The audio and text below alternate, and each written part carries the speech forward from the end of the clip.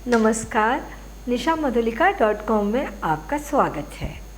आम से बहुत सारी चीज़ें बनाई जाती हैं। आम की बर्फ़ी बहुत अच्छी बनती है और इसे कई तरीके की बनाया जाता है। आज हम बनाएंगे आम बेसन बर्फ़ी। सबसे पहले हम बेसन भूनेंगे। हमने 1 कप बेसन लिया है और ये 1/3 कप घी है, तो घी को हम पैन में डालेंगे। घी मेल्ट हो गया है, घी में बेसन डाल देंगे और बेसन को लगातार चलाते हुए अच्छा ब्राउन होने तक भूनेंगे। आग मीडियम रखेंगे। बेसन का कलर चेंज हो गया है, डार्क हो गया है और अच्छी खुशबू आ रही है। बेसन भुन गया है। अब हम आम के पल्प को चीनी के साथ पकाएंगे। हमने ये 1 कप आम का पल्प लिया है। 2 आम को छीलकर उसका पल्प निकाला और पीस लिया। किसी भी तरह के आम लिए जा सकते हैं। रेशे वाले आम हैं तो उन्हें छाना जा सकता है।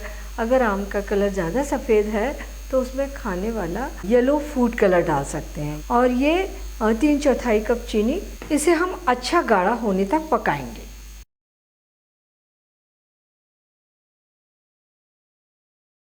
आम का पल्प काफ़ी गाढ़ा हो गया है। इसे इस तरीके से गिरा रहे हैं तो देखिए एकदम रनिंग कंसिस्टेंसी नहीं है, थक्के के रूप में गिर रहा है।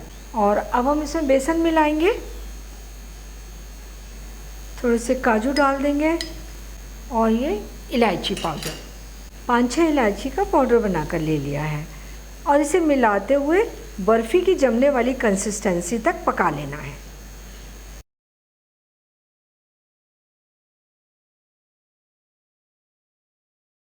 आम और बेसन का मिक्सचर काफ़ी गाढ़ा हो गया है। जमने वाली कंसिस्टेंसी तक हमने इसे पका लिया है। अब हम इसे जमाएंगे। गैस बंद कर देते हैं। थोड़ा सा घी प्लेट में डाल देंगे और इसे अच्छे तरीके से चारों ओर फैला देंगे और ये मिक्सचर हम प्लेट में डालेंगे। एक जैसा कर देते हैं।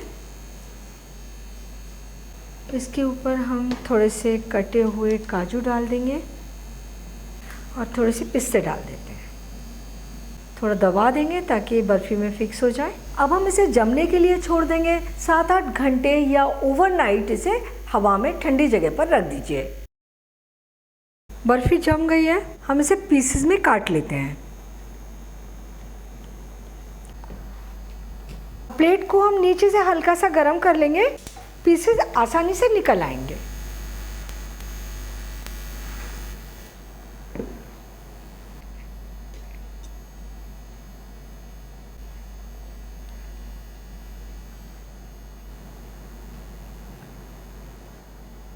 मैंगो बेसन बर्फ़ी बनकर तैयार है, लेकिन थोड़ा सा ध्यान रखना है। जब आप आम के पल्प में बेसन मिला देंगे तब उसे लगातार चलाते हुए तब तक पकाइए जब तक कि वो जमने वाली कंसिस्टेंसी तक नहीं हो जाता। इसे आप चेक कर सकते हैं। जैसे मिश्रण गाढ़ा लगने लगे तो प्याली में थोड़ा सा मिश्रण डालकर ठंडा करें और हाथ से उसे उठाकर देखें कि वो जमने वाला हो गया है, तब आप उसे प्लेट में जमा दें। ये बर्फ़ी फ्रिज में रखकर पूरे 1 मंथ तक खाई जा सकती है। बहुत अच्छी लगती है। तो आप इसे बनाइए, खाइए और अपने अनुभव nishammadhulika.com पर शेयर कीजिए। एक बार फिर मिलते हैं एक नई रेसिपी के साथ।